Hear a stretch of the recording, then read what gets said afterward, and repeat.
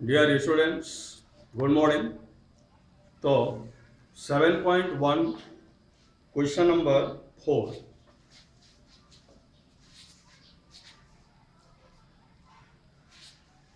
Question number 4 में कहा गया है जांच कीजिए कि क्या बिंदु 5 - 2 6 4 और 7 - 2 एक समद्विबाहु त्रिभुज के शीर्ष हैं। ये आपको पता लगाना है। ये जो तीन बिंदु दिए गए हैं, ये तीन बिंदु क्या समद्विबाहु त्रिभुज के शीर्ष हो सकते हैं। तो सबसे पहले तो आपको यह समझना होगा कि समद्विबाहु त्रिभुज कहते किसे हैं। जैसे मान लीजिए त्रिभुज है और इसमें कोई दो भुजा अगर बराबर हो, कोई भी दो भुजा, चाहे ये बराबर हो चाहे कोई भी दो भुजा ले लीजिए, अगर दो भुजा बराबर है तो हम कहते हैं समद्विबाहु। सम मतलब बराबर, द्वि मतलब दो, भुजा। तो अगर दो भुजा बराबर है आपस में तो उन्हें हम कहेंगे समद्विबाहु त्रिभुज। जैसे मान लीजिए ए है, ये बी है और ये सी है।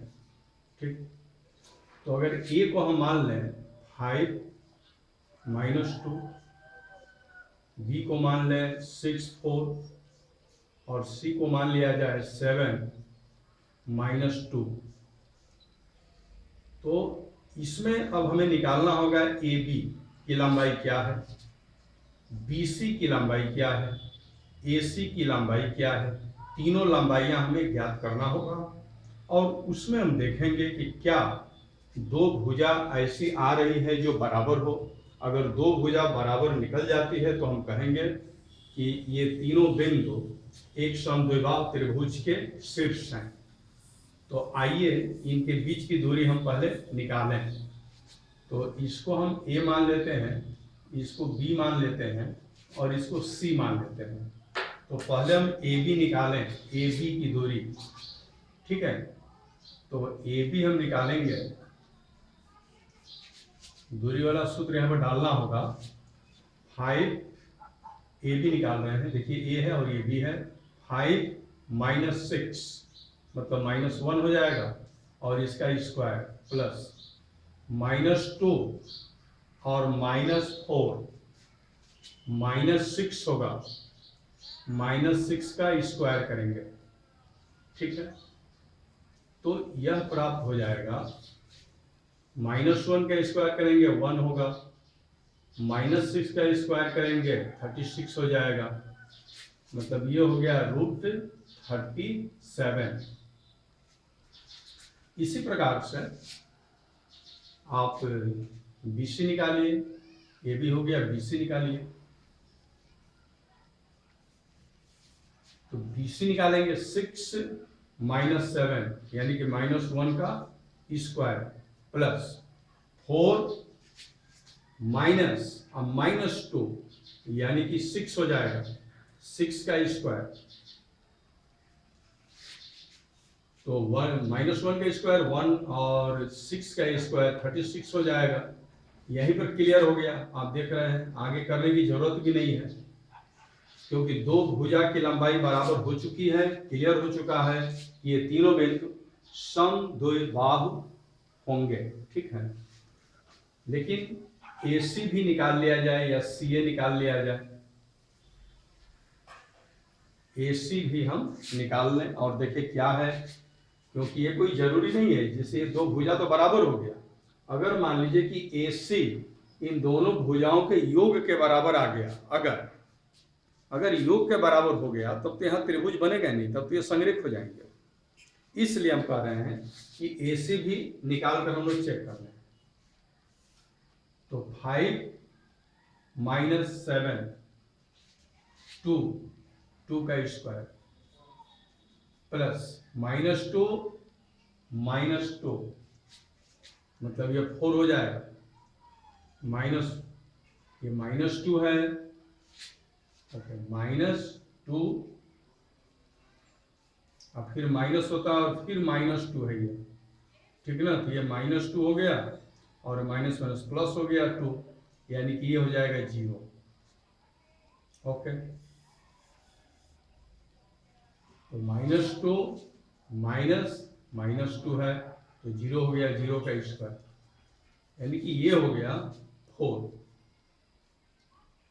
ठीक है, तो इसमें हम देख रहे हैं कि दो भुजाएं बराबर हो चुकी हैं, ए बी और बी सी, ये दोनों भुजाएं आपस में बराबर हैं।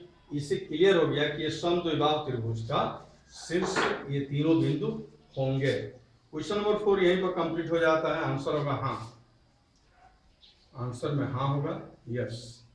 ओके, अब अगले क्वेश्चन की तरफ हम बढ़ते हैं। Question number 5। क्वेश्चन नंबर 5 में चित्र बना हुआ है। हो सकता है कि आपके पास बुक हो, किताब हो आपके पास, क्योंकि चित्र अब यहाँ बनाएंगे तो बहुत टाइम लग जाएगा। हल्का फुल्का मैं चित्र बना दे रहा हूँ आपके समझने के लिए।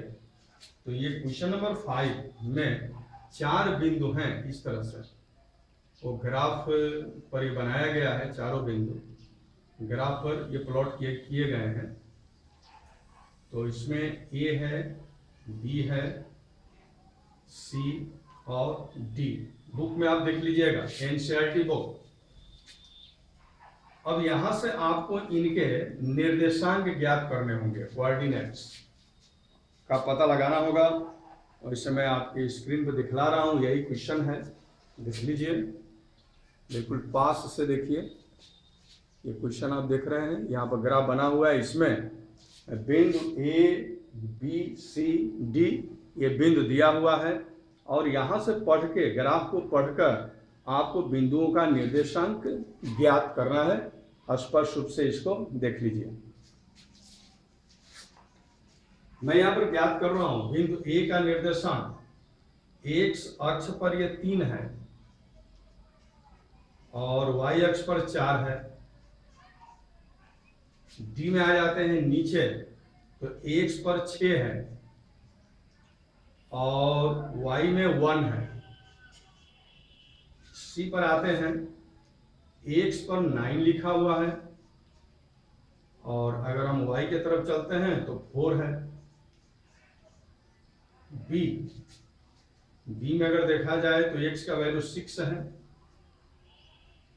और वाई का वैल्यू 7 है। अब क्वेश्चन में पढ़ रहा हूं, क्या पूछा जा रहा है। किसी कक्षा में 4 मित्र बिंदुओं ए बी सी और डी पर बैठे हुए हैं, जैसा कि चित्र में अंकित है।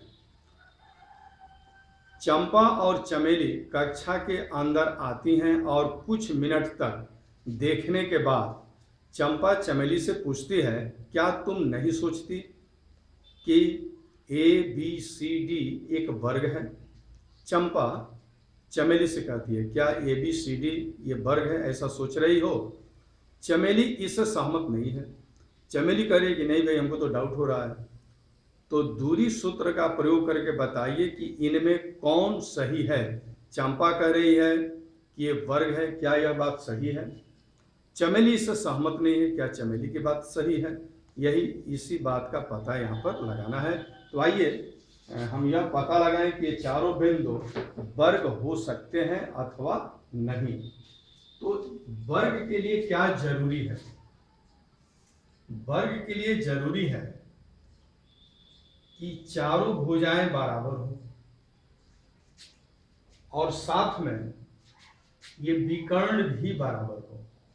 देखिए मैं यहां पर खींच रहा हूं, जैसे ये वर्ग है तो केवल यह कह दिया जाए कि चारों भुजाएं तो बराबर है, सिद्ध हो गया कि ये वर्ग है। गलत भी हो सकता है, क्योंकि चारों भुजा बराबर वाला समांतर भी हो सकता है, समांतर भी होगा, रोम्बस। लेकिन यहां पर अगर समांतर में हम देखें कि ये विकर्ण और ये विकर्ण क्या बराबर है, तो चित्र से स्पष्ट है कि ये विकर्ण ज्यादा है और ये विकर्ण कम है। लेकिन अगर ये दोनों विकर्ण बराबर हो जाएं तो फिर ये वर्ग हो जाएगा। तो हमें चारों भुजाओं को बराबर तो सिद्ध करना ही है, देखना ही है, चेक करना है कि चारों भुजाएं बराबर हैं कि नहीं। साथ में हमें यह भी पता लगाना होगा कि विकर्ण भी आपस में बराबर हैं कि नहीं। अगर विकर्ण भी बराबर है, चारों भुजाएं भी बराबर हैं, तो स्पष्ट रूप से हम कहेंगे कि यह वर्ग है। और चंपा ने जो बात कहा वो सही है। लेकिन अगर इस तरह की बात नहीं आ रही है तो हम कहेंगे कि चमेली की बात सही है। ओके, तो आइए हम यहाँ पर लिखें ए। तो ऐसे भी निकाल सकते हैं, फिगर आप देख रहे हैं, ठीक है। तो यहाँ पर मैं लिख दे रहा हूँ इस बिंदु को अच्छा से समझने के लिए। जैसे ये बिंदु ए है, तो ए का निर्देशांक है 3, 4। यह बिंदु बी है, बी का निर्देशांक है 6, 7। यह बिंदु सी है और सी का निर्देशांक है 9, 4। और यह बिंदु डी है और डी का निर्देशांक है 6, 1। ठीक, हमें निकालना है A B, B C, C D और डी ए। ये चारों भुजा की लंबाई हमें ज्ञात करना है। और साथ में विकर्ण है ए सी, ये विकर्ण है ए सी, और विकर्ण है बी डी। ये दोनों विकर्ण हैं, ठीक है। तो ये 6 यहाँ पर दूरियां हैं। इन दूरियों से हम कंफर्म करेंगे कि एबीसीडी वर्ग है अथवा नहीं। तो आइए पहले ए बी निकालें। ए बी 3 -6 -3 -3 का स्क्वायर 9 प्लस 4 -7 -3 का स्क्वायर 9। ओके, तो ये हो जाएगा 18 रूट में। अब आइए देखें बी सी 6 -9 -3 स्क्वायर 9, 7 -4 3 का स्क्वायर 9। ये तो बराबर हो गया, ठीक है। सी डी देखा जाए 9 -6 3 का स्क्वायर 9। ओके, 4 -1 3 का स्क्वायर 9। सी डी भी रूट 18 हो गया। डी ए चेक कर लिया जाए, डी ए कहिए या ए डी कहिए, बात एक ही है। तो 3 -6 -3 स्क्वायर 9 प्लस 4 -1 3 स्क्वायर 9। ये भी हो गया रूट 18। इस तरह से हमने देखा कि ये चारों भुजाएं आपस में बराबर हैं।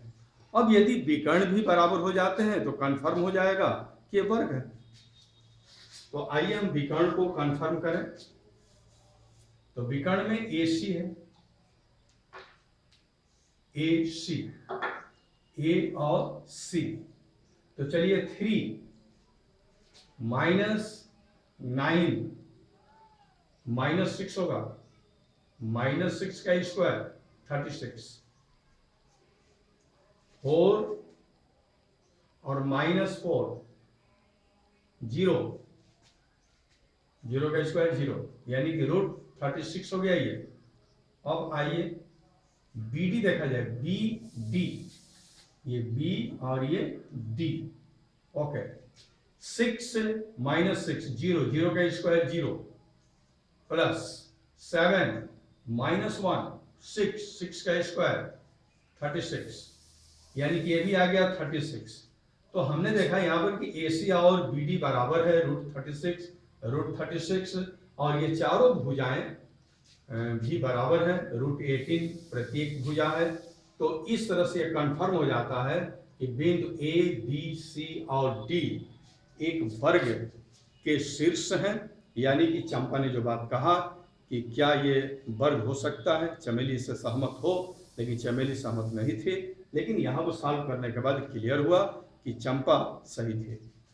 तो चंपा ने जो बात कहा वो सही कहा, चंपा सही है। यही हमारा आंसर होगा इस क्वेश्चन का। बहुत इंटरेस्टफुल क्वेश्चन था। ओके, अब आइए अगले क्वेश्चन की तरफ हम बढ़ते हैं। ये वर्ग है, ये क्लियर हो चुका है, चंपा सही है। वर्ग है भी लिख दीजिए, स्पष्ट हो जाए। वर्ग, वर्ग है और चंपा सही है। ओके, अगले क्वेश्चन की तरफ बढ़ेंगे। क्वेश्चन नंबर 6, एनसीईआरटी 7.1 इस समय हम लोग पढ़ रहे हैं। एनसीईआरटी बुक का ये क्वेश्चन है और 7.1 एक्सरसाइज चल रहा है। इसमें क्वेश्चन नंबर 6 की तरफ हम आ रहे हैं। 6 में बहुत सारे क्वेश्चंस पूछे गए हैं। क्वेश्चन मैं पहले पढ़ दूं। निम्नलिखित बिंदुओं द्वारा बनने वाले चतुर्भुज का प्रकार यदि कोई है तो बताइए तथा अपने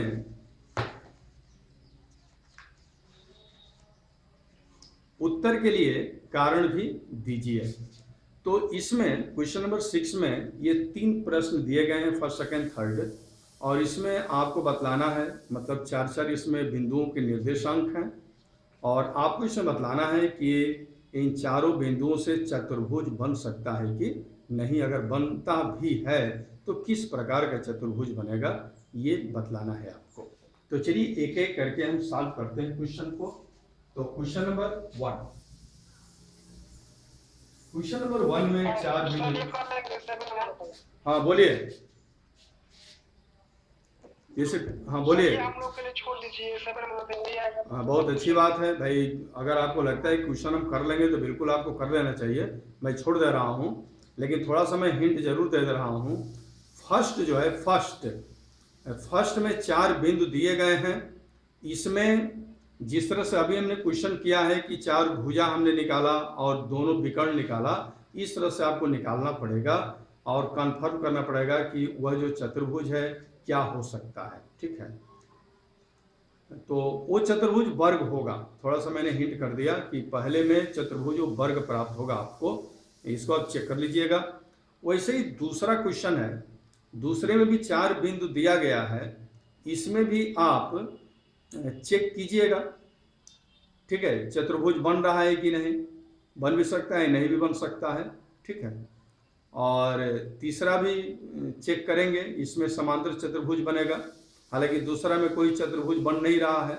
ठीक है, और तीसरा में समांतर चतुर्भुज बनेगा। ओके, तो आइए तब हम क्वेश्चन नंबर 7 करते हैं।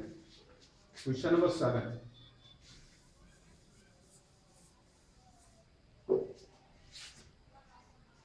क्वेश्चन नंबर 7 में कहा गया है कि एक्स अक्ष पर आपको एक्स अक्ष की जानकारी होनी चाहिए।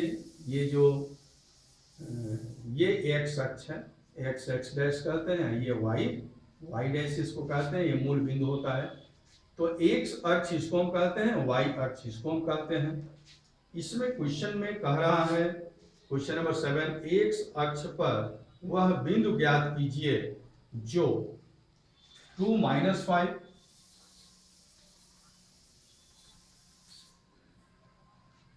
और -2 9 से समदूरस्थ है। कहने का मतलब, अब यहां पर आपको कोई चित्र नहीं खींचना है। चित्र आप खींचेंगे तो बहुत समय लग जाएगा आपको, मतलब ये कैलकुलेट कर लेना है। ठीक है, चित्र बनाकर नहीं करना है, लेकिन चित्र अगर हो तो किस तरह का दिखेगा ये हमने कहा। तो एक्स अक्ष पर वह बिंदु ज्ञात करना है। एक्स अक्ष पर उस बिंदु से, ये जैसे 2 - 5 है यहाँ पर और यहाँ पर है -2 9, कहीं भी हो, ठीक ना, एक कल्पना हम कर रहे हैं। तो इन दोनों बिंदुओं से जो आप बिंदु लेने जा रहे हैं वो समान दूरी पर होना चाहिए, समदूरस्थ होना चाहिए। समदूरस्थ का मतलब है कि देखिए यहाँ पर एक बिंदु है और यहाँ से यह बिंदु जितना दूर है उतना ही दूर यहाँ से भी है। तो हम कहेंगे कि यह जो बिंदु है एक्स वाई, इन दोनों बिंदुओं से समान दूरी पर है और एक्स अक्ष पर है। ठीक ना, ये बिंदु यहाँ पर है तो ये एक्स अक्ष पर समान दूरी पर है, ये हम कहेंगे। तो एक बिंदु हम बना दें यहाँ पर X Y, okay, X Y एक बिंदु हमने बना दिया एक्स वाई, और हमने मान लिया कि एक्स वाई इस बिंदु से भी, इसका नाम ए हम रख देते हैं और इसका नाम बी और इसका नाम सी। तो हम कहेंगे कि यहाँ पर बिंदु सी ए से जितना दूर है उतना ही बिंदु सी बी से भी दूर है। तो इसको हम कहेंगे कि यह बिंदु सी ए और बी से समदूरस्थ है। लेकिन यहाँ पर एक बात कहा गया है कि एक्स अक्ष पर, तो एक्स अक्ष पर कोई भी अगर बिंदु होगा तो उस बिंदु के लिए y का मान 0 होगा। ध्यान दीजिए, फिर से समझिए। जैसे मान लीजिए एक्स अक्ष पर यह बिंदु है, ये बिंदु ए है, तो क्लियर है कि इसका y का मान क्या होगा, x का मान तो इतना होगा कुछ, लेकिन y का मान क्या होगा भाई, y का मान तो 0 होगा, ना ऊपर है और ना नीचे है। तो एक्स अक्ष पर जो भी बिंदु होगा, जहां भी होगा, उसके लिए y का मान 0 होगा। x का मान तो कुछ आएगा लेकिन y का मान क्या होगा, 0 होगा। ओके, तो एक बात तो क्लियर हो चुका है कि जब हमें x अक्ष पर निकालना है समदूरस्थ बिंदु x अक्ष पर, तो y का वैल्यू यहाँ पर 0 होगा, ये क्लियर हो चुका है। तो यहाँ पर जो y का वैल्यू होगा वो क्या होगा, 0 होगा, पहले से क्लियर है, क्योंकि x अक्ष पर हम निकालने जा रहे हैं। तो इस बात की आपको जानकारी होनी चाहिए। अब हमें करना क्या है, AC इक्वल BC हमको सिद्ध कर देना है यहाँ पर। तो आइए AC निकालते हैं। AC क्या होगा, A और C पर ध्यान दीजिए, 2 माइनस एक्स का होल स्क्वायर प्लस -5 -0, यानी कि -5 होगा होल स्क्वायर। ये बात समझ में आया। इसी प्रकार से अब BC देखा जाए, BC, तो BC, तो देखिए ये क्या है, -2 और -x हो जाएगा, -2 और -x हम लिखेंगे, और फिर इसका हम क्या करते हैं, स्क्वायर करते हैं, प्लस 9 - 0 यानी कि 9, यानी कि 9 का स्क्वायर। इसको थोड़ा हम साफ कर लेना चाहेंगे, ठीक है। तो इसको ऐसे दिखला दीजिए जैसे ये माइनस है और ये भी क्या है, माइनस है। तो इसमें चाहे यहीं पर मैं इसको बता दे रहा हूं, यहां पर थोड़ा समझ लीजिए। जैसे मतलब कुछ हमने दे दिया, ओके, माइनस को इसमें कॉमन ले लिया, ठीक है। अब ये हो जाएगा 2 + x का होल स्क्वायर, यहाँ पर मझला कुछ दे दीजिए और होल स्क्वायर कर दीजिए। इस बात को थोड़ा समझने का आप कोशिश कीजिए। जैसे ये जो छोटा कोष्ठ है इसको हमने मझला कोष्ठ बना दिया, कर्ली ब्रैकेट, स्क्वायर है, स्क्वायर हमने लिख दिया, ओके। यहाँ पर -2 है, -x है, तो इसमें हमने -2 कॉमन ले लिया, तो ब्रैकेट में क्या हो जाएगा, ये भी प्लस हो जाएगा, ये भी प्लस हो जाएगा, ठीक। अब यदि हम इसका स्क्वायर करते हैं, इसका स्क्वायर, तो ये माइनस प्लस हो जाएगा, ये याद रखिएगा, ये माइनस क्या हो जाएगा, प्लस हो जाएगा, और ये हो जाएगा 2 + x। इसी बात को समझना है यहाँ पर। तो फिर दूसरी लाइन में हम लिख सकते हैं, दूसरी लाइन में यहाँ पर लिख दे रहा हूँ, दूसरी लाइन में हो जाएगा क्या, माइनस का स्क्वायर प्लस हो जाएगा, 2 + x का होल स्क्वायर हो जाएगा, रूट में 2 + x होल स्क्वायर और +9 का स्क्वायर, ठीक है। इतनी बात समझ में आ रही है आपको। तो अब यहां पर क्या होना चाहिए, AC = BC अगर समदूरस्थ है, क्वेश्चन में कहा कि बिंदु हम ऐसा ले रहे हैं जो A से और B से समान दूरी पर हो, तो पहले ये क्लियर हो चुका है कि AC बराबर होगा BC के, क्योंकि क्वेश्चन में कहा गया कि एक ऐसा बिंदु लीजिए जो x अक्ष पर हो और वह A से और B से बराबर दूरी पर हो।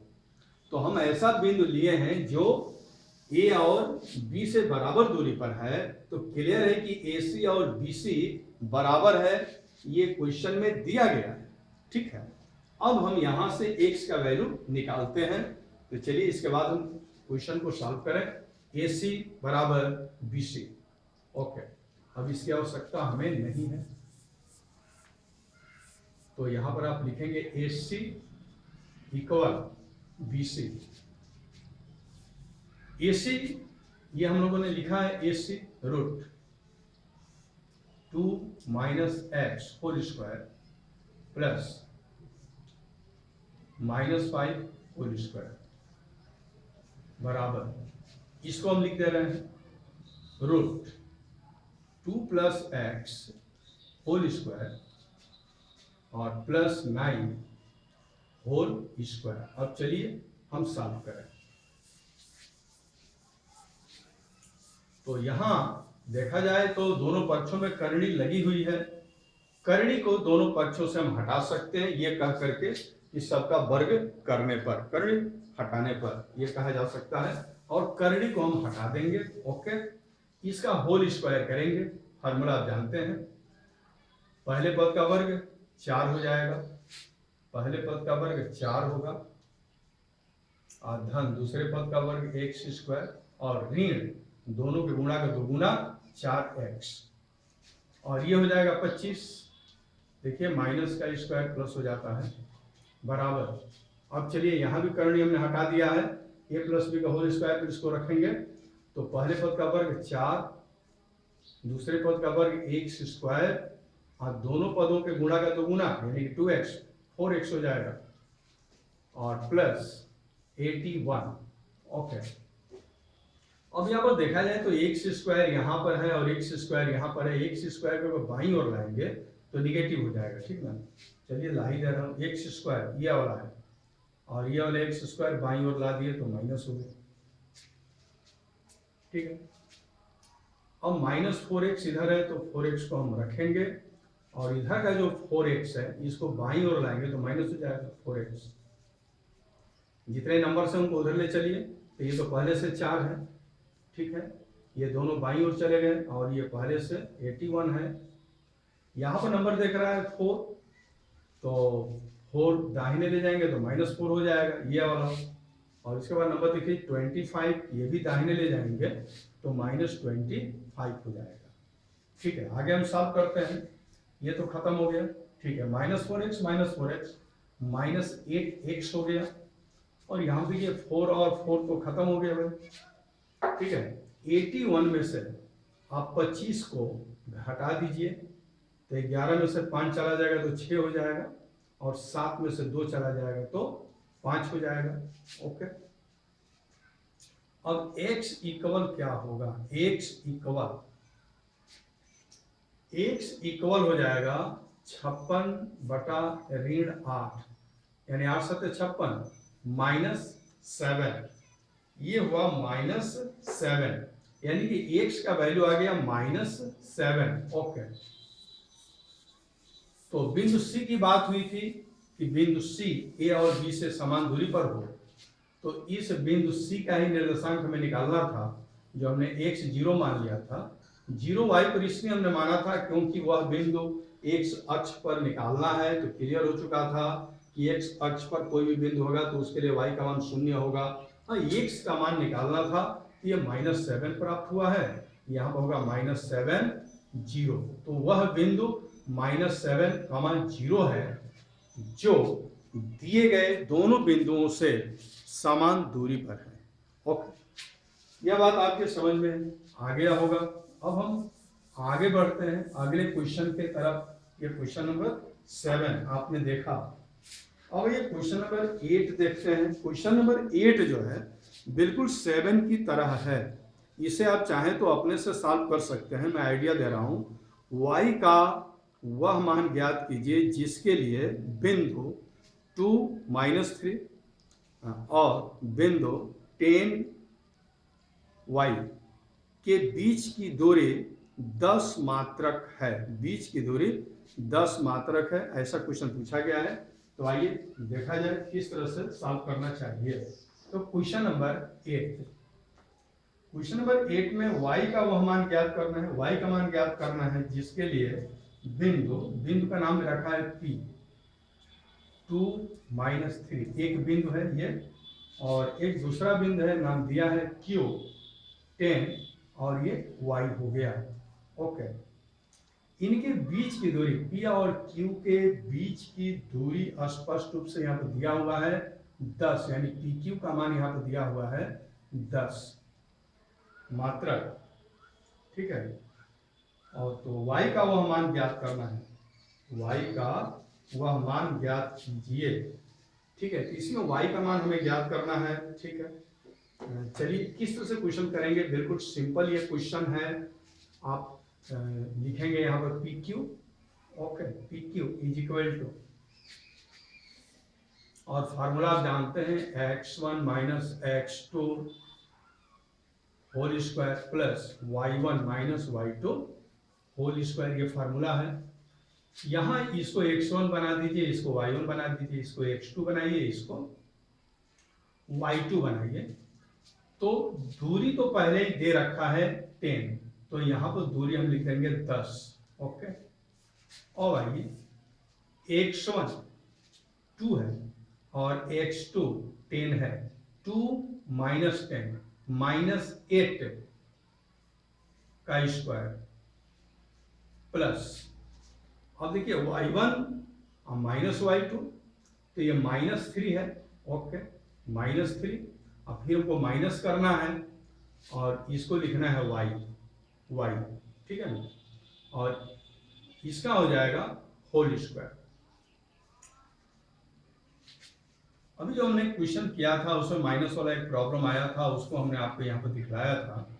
ये -8 का स्क्वायर 64 होगा। और यहाँ पर इस तरह का प्रॉब्लम जो आया था, इसके पहले क्वेश्चन में हमने बताया कि अगर दोनों में माइनस हो तो काम कैसे करेंगे। तो ये बात है, तो माइनस को कॉमन ले लेंगे, तो फिर माइनस का स्क्वायर होगा तो प्लस हो जाएगा, ये प्लस हो जाएगा, ये प्लस हो जाएगा। कहने का मतलब कि पहले पद में माइनस है, दूसरे पद में माइनस है, और ये स्क्वायर लगा हुआ है, तो आप दोनों को प्लस करके सॉल्व कर सकते हैं क्वेश्चन। 3 + y होल स्क्वायर, ऐसे आप क्वेश्चन को सॉल्व कर सकते हैं, गलती नहीं होगी। ये मैं बता भी चुका हूं कैसे। अब आइए इस क्वेश्चन को हम सॉल्व करते हैं। टाइम आउट का सिग्नल दे दिया है और वीडियो बंद हो जाएगा, कहा नहीं जा सकता, तब तक देखिए इस क्वेश्चन को कर दिया जाए। वैसे काम कीजिए, दोनों पक्षों का हम लोग वर्ग कर दें। दोनों पक्षों का वर्ग करेंगे तो 10 का वर्ग होगा तो 100 हो जाएगा, और इसका वर्ग करेंगे ना, इसका, तो करनी हट जाएगी, इसके बाद हो जाएगा 64 प्लस। ऐसे क्वेश्चन इसी प्रकार से किए जाते हैं, जितना आसानी के साथ ये क्वेश्चन हो जाए, ठीक है। अब आइए 64 को बाएं तरफ हमने चलते हैं, तो 100 में से 64 को घटा देंगे तो ये 36 हो जाएगा, ठीक है। और ये हो गया 3 + y होल स्क्वायर। अब यहाँ पर दोनों पक्षों का वर्गमूल करने पर, दोनों पक्षों का अगर हम वर्गमूल कर दें, ओके, तो इसको मैं बाईं तरफ लिख रहा हूँ, 3 + y हो जाएगा। इसका जो वर्गमूल 6 होगा वो प्लस भी हो सकता है, माइनस भी हो सकता है, 6। तो एक बार 6 लेकर काम करेंगे और एक बार माइनस लेकर काम करेंगे। तो अगर यदि 3 + y = 6, तो y इक्वल क्या होगा, 3 को इधर ले चलिए, 6 में से 3 घट जाएगा, 3 हो जाएगा। लेकिन यहीं पर अगर हम बात करें, यदि 3 + y = -6, तब क्या होगा, तो 3 को दाहिने तरफ ले जाएंगे, माइनस हो जाएगा, और पहले से -6 पड़ा हुआ है, -6 -6 -6 और -3 -9 हो जाएगा। तो हमारे दो आंसर आएंगे इसके, या तो 3 हो सकता है या तो 9 हो सकता है। तो y के दो वैल्यू होंगे, y के दो वैल्यू 3 या और -9। ओके, इस तरह से क्वेश्चन नंबर 8 हम लोग कर चुके हैं। टाइम आउट का सिग्नल हो चुका है। ये आप मत समझिएगा कि ये एक बिंदु है, ये x का मान है, y का मान है, ऐसी बात नहीं है। ये तो हम लोग निकाल रहे हैं, y का मान हम लोग निकाले हैं, केवल हम y का मान यहाँ पर निकाले हैं। तो y का मान या तो 3 होगा या तो -9 होगा, ये नहीं समझिए कि 3x है और -9y है, क्योंकि आपके पुस्तक में आंसर वैसा ही दिया है। आंसर क्या दिया है, आंसर में जाएंगे तो 9 और 3 इस तरह से लिखा है, तो कहीं x y का भ्रम न पैदा हो जाए, इसलिए हमने इस बात को स्पष्ट कर दिया। ओके, 2 क्वेश्चन बच रहे हैं, टाइम आउट का सिग्नल हो चुका है, तो फिर इन दोनों क्वेश्चंस को हम लोग कल करेंगे। तो आज की पढ़ाई यहीं पर मैं रुकता हूँ। Thank you very much. SN Singh live class में कर चुके हैं। यदि आप भी लाइव क्लास ज्वाइन करना चाहते हैं तो मेरे व्हाट्सएप नंबर 96 16 72 78 46 पर अपना नाम व क्लास सेंड करें। SN Singh live class Zoom app पर चल रहा है। मेरा आईडी 5563633017 तथा पासवर्ड QWERTY @123 है।